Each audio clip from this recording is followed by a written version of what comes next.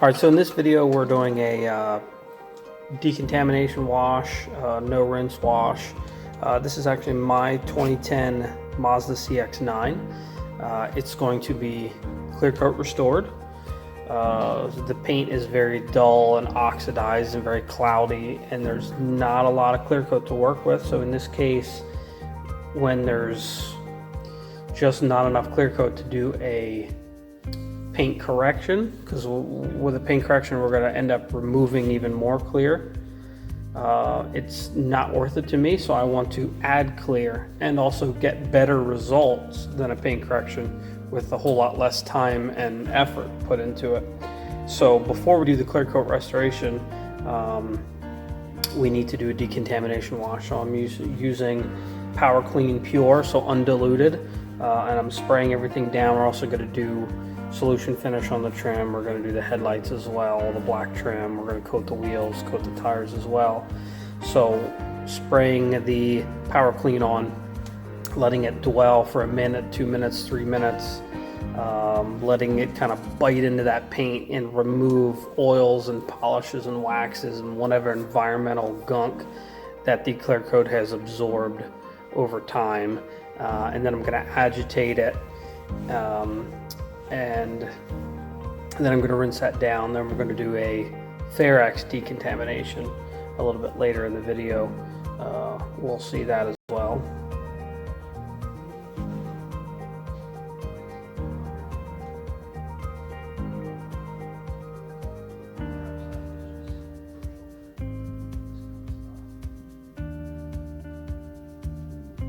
I don't really like to rush this step. Decon wash. This is, if you skip the decon, if you skip using pure Power Clean, the clear coat restore will not adhere. It'll fisheye.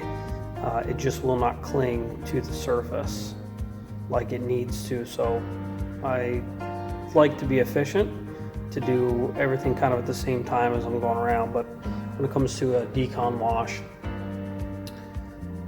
prior to clear coat restoration, I take my time. I let this stuff dwell. I kind of go back and forth, let this product work, then I'll agitate it with a wheel and body brush, and then I'll rinse it off.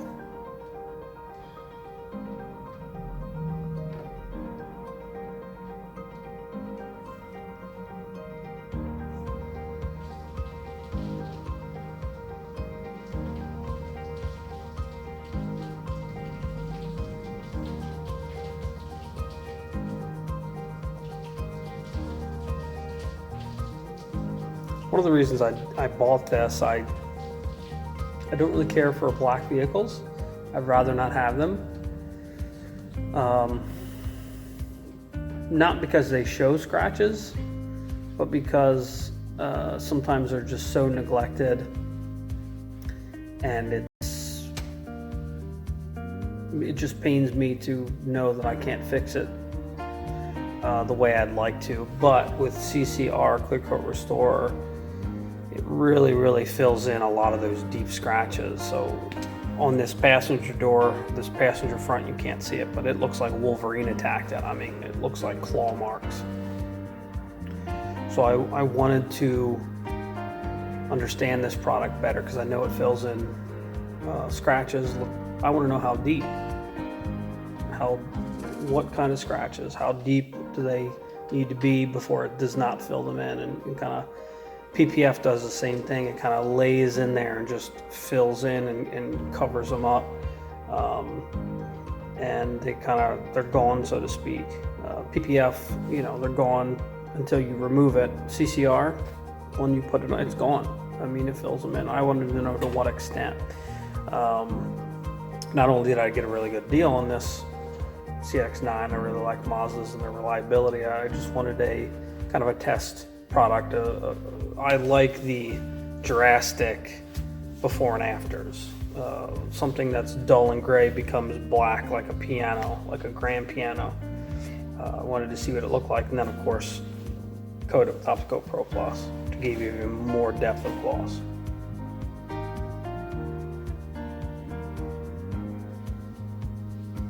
Out here I'm just kind of lightly agitating You don't really want to put a lot of pressure down. On the other hand, if you do cause a little bit of scratching, it's not really going to matter because the CCR will cover it up. But this brush is designed for paint. It will not scratch when you use it properly.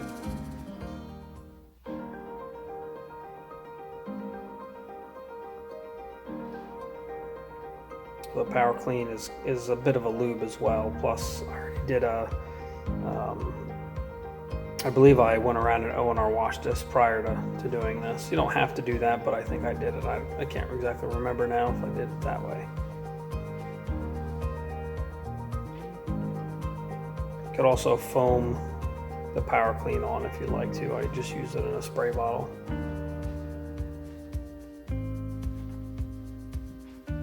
I'm also doing all the plastic, all the black plastic that we're going to coat and restore. Get it all done at the same time.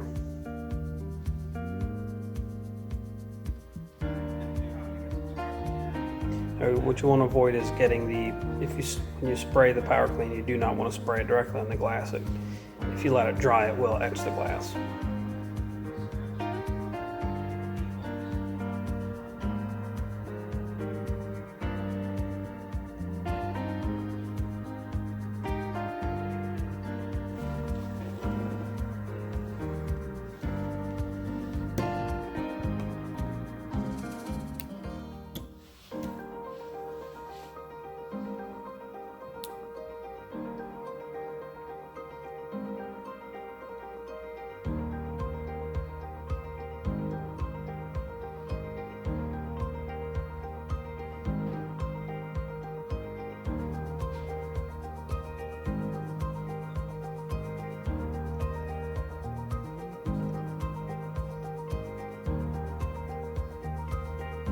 I did this whole I've been meaning to do this project, of course, since we bought it, and I think we bought this several months ago.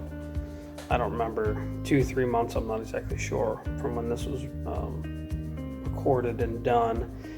Been meaning to do it, but I know it's a multi-day process, because in order to Pro Plus it has to be cured for at least 48 hours. So it's just, this would have been a solid week worth of work. So we can't go that long without a vehicle. My wife drives this, so I couldn't keep it all week, and I didn't want to clear my schedule of customers the whole week and take in no business. So when am I going to do this? So this is actually being done during the COVID-19 shutdown. Been here doing some work on the business, doing some remodeling as well, but I wanted to get this done. I got the time now, let's go ahead and do it, just get it done. So it provided a perfect opportunity to get this project done and just really take my time. I think I did this over the course of about 2 weeks. I did the decon wash. I think the next day I just let it air dry, and then I came in a day after that and finished the prep for the clear coat restoration. So this was a very enjoyable process for me. I took my time, I enjoyed it, didn't have to worry about the phone ringing, people coming in. So there have been definitely many benefits and many blessings to not being able to work.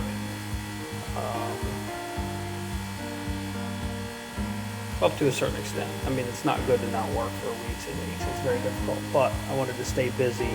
I think I took the initial, when everything closed down, I think I took a week off or so, a week and a half, and didn't come in.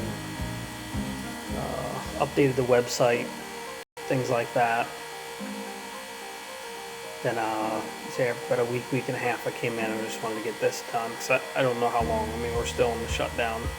I don't know how long it's going to continue. So as I'm editing this, I think it's been 2 weeks since I've actually done the work and done the filming here. So I did take some time off, and it was just nice taking the time off, spending it with Ruthie and the kids, just having a lot of fun, but trying to build some sort of routine, stay in a routine. I'm just thankful that I have a place to go. I can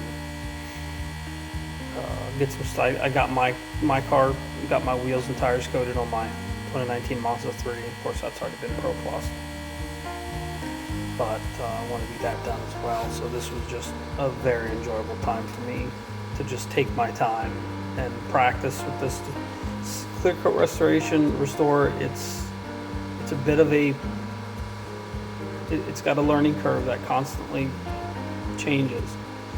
One vehicle will react one way, and another it'll be something different.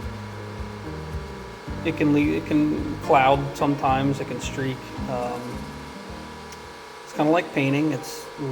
Even though it's applied by hand, there's some learning curves where you just need to practice, go over and over. So this was actually my first vehicle that I did bumper to bumper with CCR. So I spent a lot of time with it. Got to know it, how it goes on, and how much to use. Is it too much? Is it not enough? It's even though it's a product that's available to anyone, it's definitely not something you can just slap it on and it looks amazing. You really have to, of course, make sure you follow all the prep. But it can be a little tricky, and because the final results that I want, I didn't want, oh, this looks better. I wanted this thing to be where it had the least bit of defects and issues and streaks as possible. I wanted this to just look absolutely amazing. So it took a lot of finessing, and I'm just glad I was able to take my time to do this. I don't have to rush through this on a Friday night and a Saturday, or what ends up happening is if I dedicate 2 days during the week, let's say on Monday and Tuesday, and we're working, I'm getting phone calls, I'm getting interrupted. My concentration is broken, I have to stop and start a bunch of times. So once you start CCR, you can't really stop. You got to keep going. You can't lay the towel down and come back 20 minutes later. It'll be all crusty and dried. So it's just one of those products where you just need to spend some time with it, be uninterrupted. I don't like to make things better. I want to make them near perfect, and if it's not, then I'm disappointed.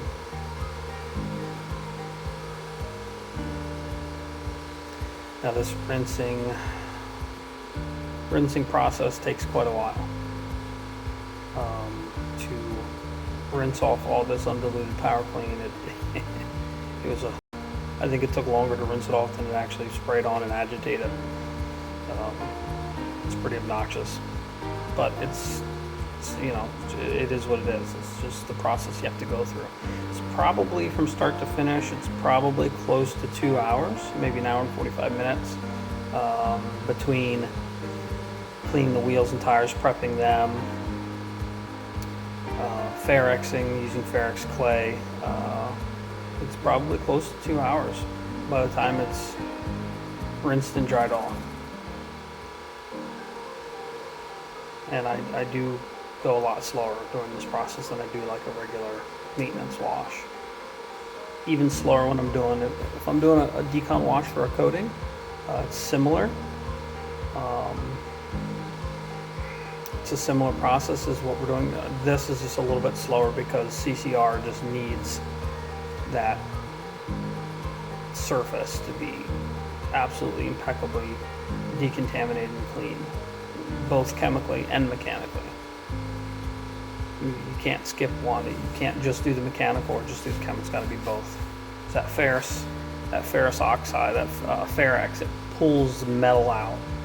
So the power clean will pull out all kind of the, things that, the pollutants, all the things that give you sinus issues, all the pollen and all the dander and all the tree gunk and whatever's in the air. The power clean removes that, but it does not remove metal. So, and tar, it'll break down tar, but the Ferrex pulls the metal out. It'll knock the tar off, as well as any wax or oils that might be on there. So they kind of, you can't have one without the other in this case.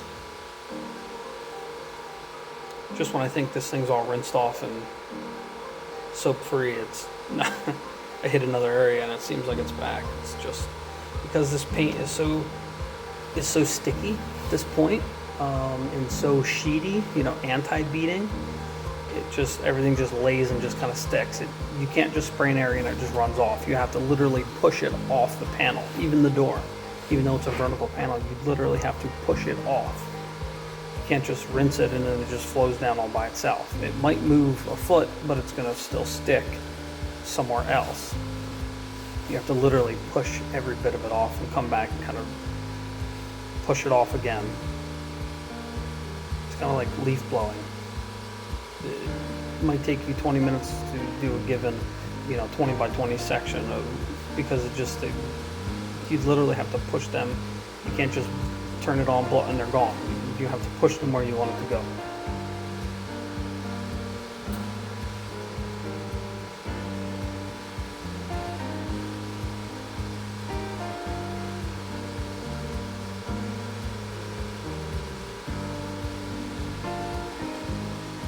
And then all the power clean gets caught up in the grill, that front grill. Man, does that stuff just sit there. Really all you do is suds it up when you put that water in the front and just kind of makes it bubble even more. So you can definitely see that soap in the hood. You can see the soap on the grill just lays in there. And when you put the water in there, it just kind of agitates it, makes it more soapy. But eventually, it rinses out.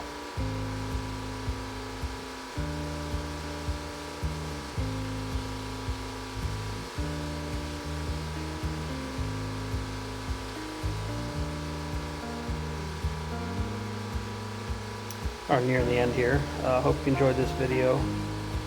I enjoyed this decon wash. I love being in the wash bay. I stay in the wash bay all day. Do decon washes all day. Just love the wash bay. It's one of my favorite parts of detailing is the wash bay. It's where I started out. It's where I learned. So if you enjoyed this video, give it a thumbs up and like it. See you next time.